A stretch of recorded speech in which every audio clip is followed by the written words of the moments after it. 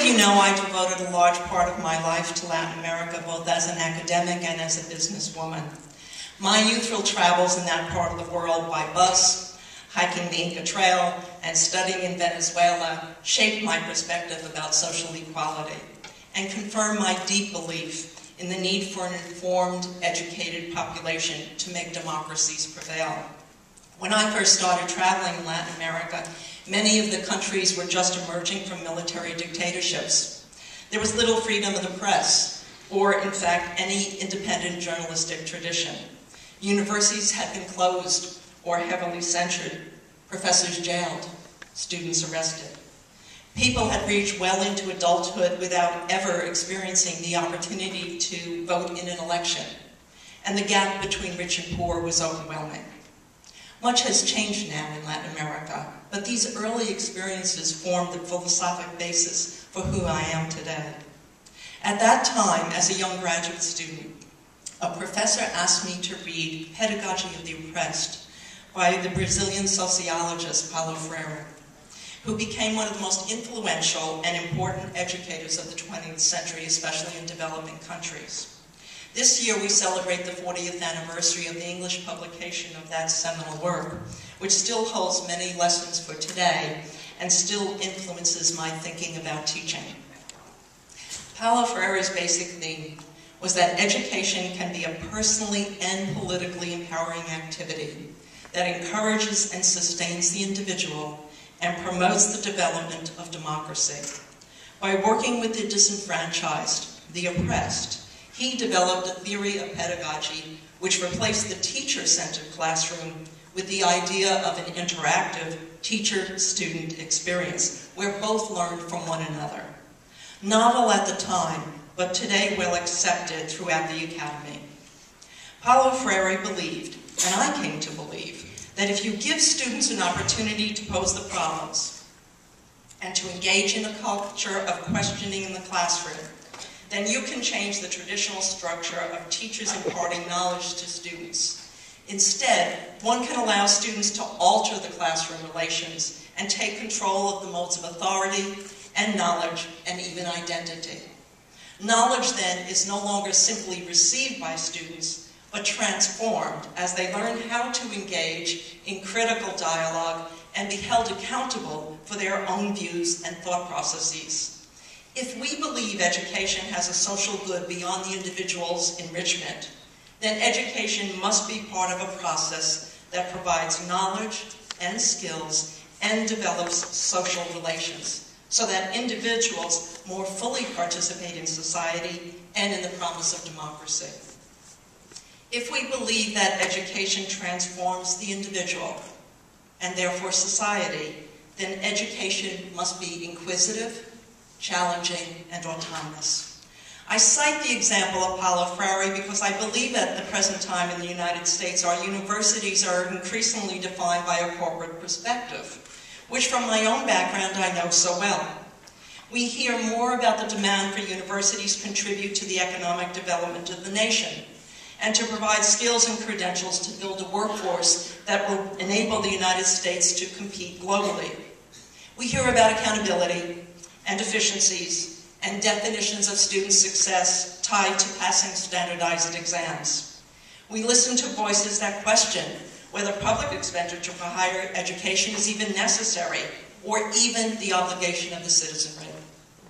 It's fair to ask these questions, but it's also fair, no, essential, to ask that universities remain free and open to new fields of knowledge and inquiry, that universities be allowed to try and sometimes even fail at new thinking and pedagogic experimentation, and that universities be viewed as essential to the development and perfection of a democratic process. Therefore, universities must remain affordable and accessible to all sectors of the population, regardless of family wealth or place of origin. As our independent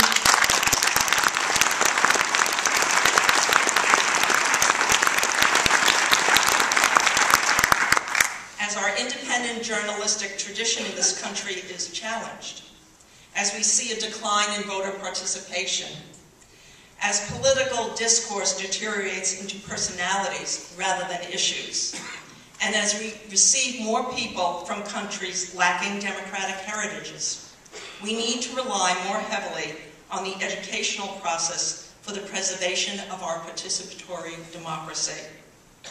But our society is moving away from its belief that we should provide an opportunity for all young people who are desirous and capable of pursuing a college degree. We note the decade-long decline in funding for public institutions of higher education in this country, and the proportionate increase in the cost of tuition that students or their struggling families are expected to absorb. Over the past decade, in this country, tuition has risen by 47% at public four-year colleges and institutions, and 42% at their private counterparts. With the burden of jobs, children of the working class who dream of a college education are finding that getting that education becomes more a test of their endurance than their intelligence. If William Paterson, our namesake, were alive today, it is doubtful that he would have graduated college given his modest family origins. So our challenge today is to confront this situation and to reaffirm our belief and support for public higher education. Our challenge is to continue to provide an opportunity for all members of society, understanding that the goal is not just a better economic opportunity for the individual, but the preservation of our political democracy. At William Paterson, we will ask administrators and faculty to utilize resources more wisely and carefully and consider the choices to be made. We will develop a strategic vision that remains true to our original mission and yet meets the needs of a complex citizenry and challenging economic times. So let me outline as a new president some very specific goals for the next few years. First and foremost, we must continue to recruit and retain outstanding faculty. Our enrollment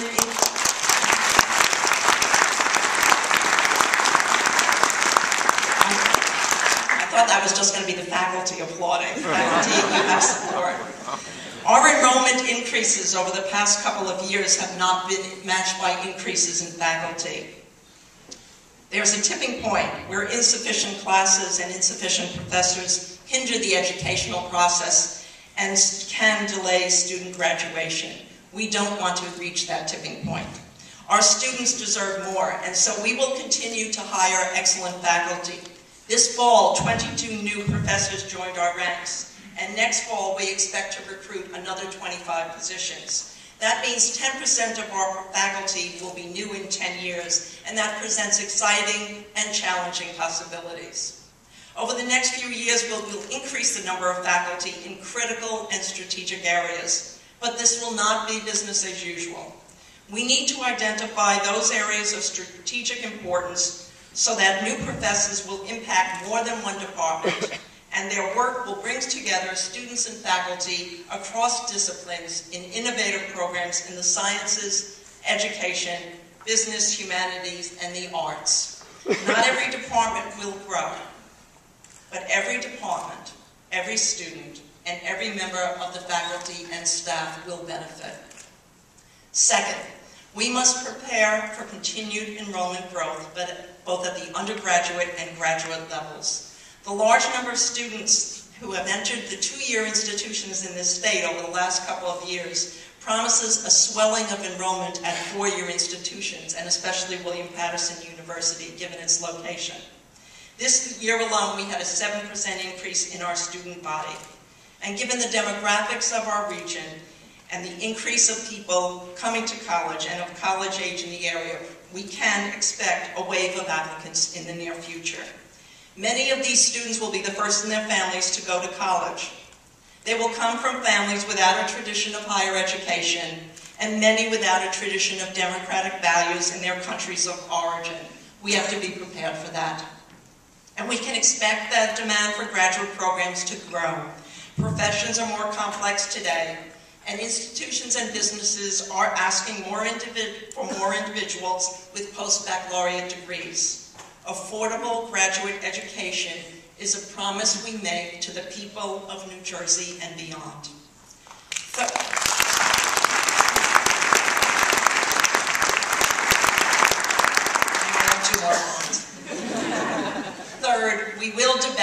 on new and creative academic programs that fit the 21st century. While believing firmly in the values of liberal art education and the need to embrace critical education, we recognize the changing social and economic nature of our society, and we must remain agile and ready to change too. We will critically evaluate our curriculum to ensure that it is vibrant, it is creative, and it is technologically adapted to the 21st century. We will be thoughtful about this. We will not develop new programs just because we want to teach them.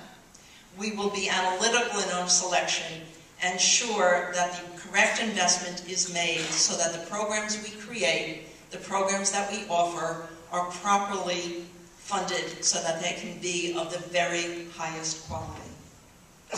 And fourth, if we increase the number of our faculty and our student population, then of course we must invest in student development and infrastructure.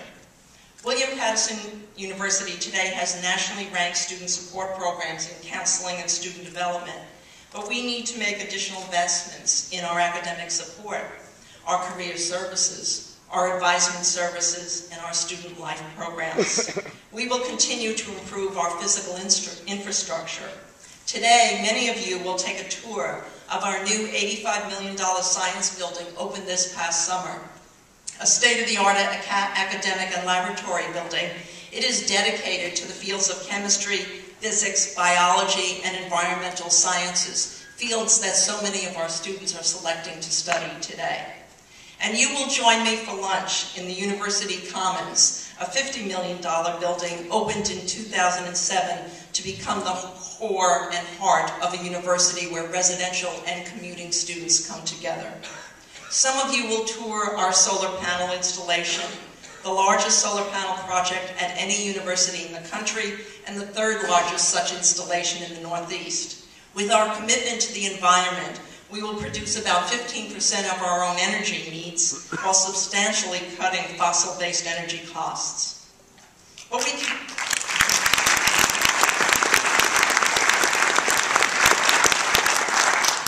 we cannot stop there.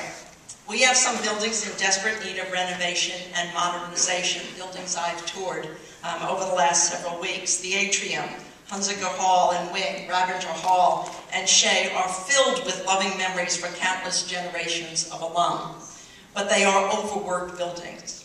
So we will remodel those, and we will build some new multi-purpose facilities that are practical and true to our core mission, and not over-the-top showcase buildings. Buildings that we will believe will meet the needs of our university for many, many decades to come.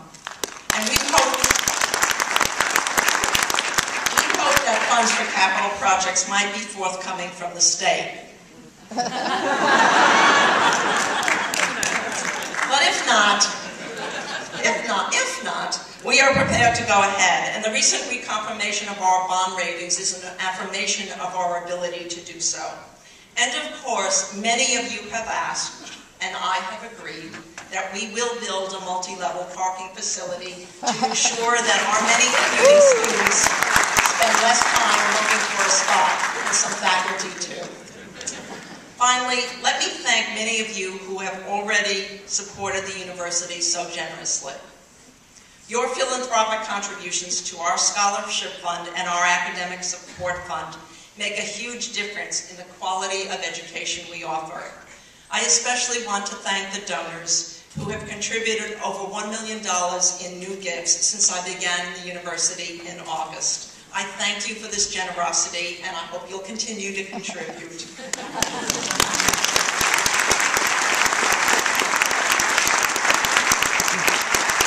And in conclusion, I stand before you today, proud and humbled to be the 7th president of William Paterson University. We stand for what is best about public universities. We are a home for research and innovation, a place for learning and scholarship, a center for creative arts and music, a pathway for social mobility for diverse students, and a partner with our communities.